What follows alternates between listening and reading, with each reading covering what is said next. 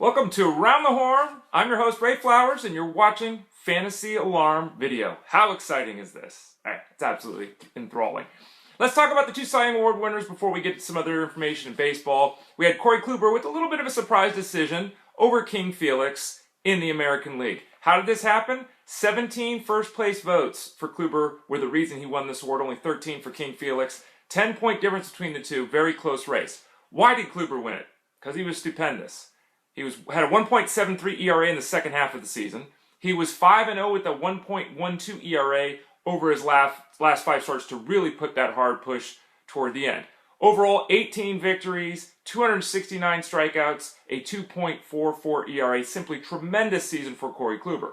Now those numbers, 18 victories, more than 265 strikeouts, and an ERA under 2.5, it's only happened a handful of times in the last 25 years. Clemens, Pedro, Randy Johnson, Corey Kluber. Yeah, he had a great season. We'll talk a lot about him in the offseason into the 2015 season in the Fantasy Alarm Draft Guide. What do I expect from Corey Kluber? Can't expect him to repeat this, but his skills are solid. They're right there. Strikeouts, ground balls, consistency. You gotta love what he brought. And for everyone that listened when I suggested going Corey Kluber in the offseason, heading into 2014, good for you. Hope you stayed the course. If you did, you got one hell of a season. Now go to the National League. Who won the Cy Young Award? You don't really need me to tell you. It's Clayton Kershaw. Clayton Kershaw became the first pitcher in the history of baseball to win 4 consecutive Major League ERA titles. Pretty damn impressive. The 1.77 ERA he did have, the best in the National League since the 1.63 mark of Greg Maddux in 1995. Unanimous decision for Kershaw. Cueto was second, Wainwright was third. Now, what do we do with Kershaw's season? How do we put this in context and perspective? 21-3, 239 strikeouts. Didn't get to 200 innings because of the injuries he dealt with early in the season. That really hampered his overall greatness, if you can call it that. I mean, he still did win his third Cy Young. He's the first guy ever to do that at the age of 26. In fact, there's only a handful of pitchers that have ever won more Cy Youngs than the 3 that he currently owns. Number 1 on the list is Roger Clemens with 7. We've got 5 to Randy Johnson, and then 4 for Steve Carlton and Greg Maddux.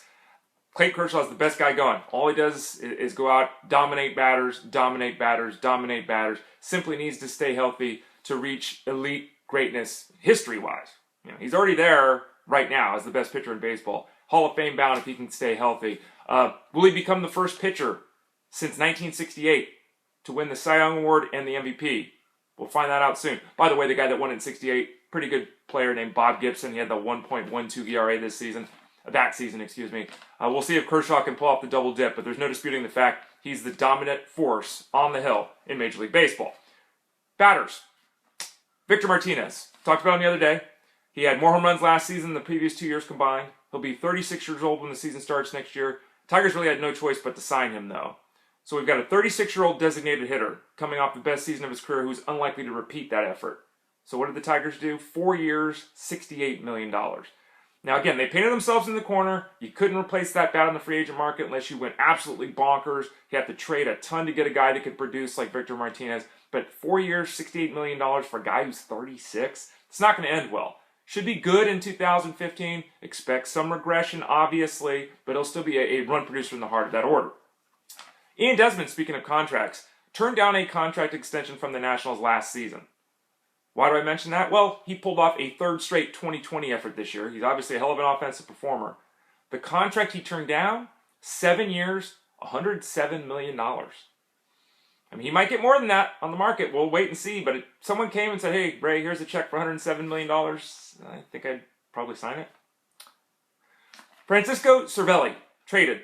He's now part of the Pittsburgh Pirates. Why? Well, the Pirates understand that they need to do something because Russell Martin probably isn't coming back. He still might, but probably not. In Cervelli, they got a guy who can hit. 300-plus average last year, a 370 on-base percentage, just under 150 at-bats for the Yankees.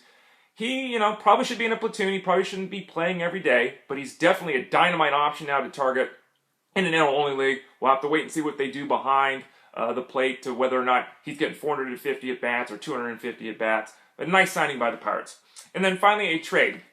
Anthony Gose, tremendous speed. He can run all over the place. He's really fast. Not a great hitter, but he brings a lot in that aspect of the game. He was traded to the Tigers. Interestingly enough, very similar player to Rajai Davis. He goes to the Tigers.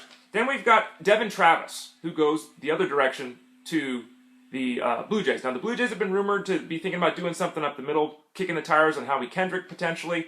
Travis plays second base. Great signing. I mean, great move for them to add him. He's 23 years old. He hit .298 with an almost 820 OPS last year at AA. He might be able to skip AAA and be the starting second baseman next year for the Blue Jays. He was the top-ranked prospect in the Tigers organization, according to Baseball America. So, good get for the Blue Jays. Have to see what the playing time is with him, but a good AL-only option, it looks like, for the Blue Jays. I'm Ray Flowers. This has been Around the Horn. Don't forget to keep coming to fantasyalarm.com. We really like when you do that, so please come back. We'll talk to y'all again soon.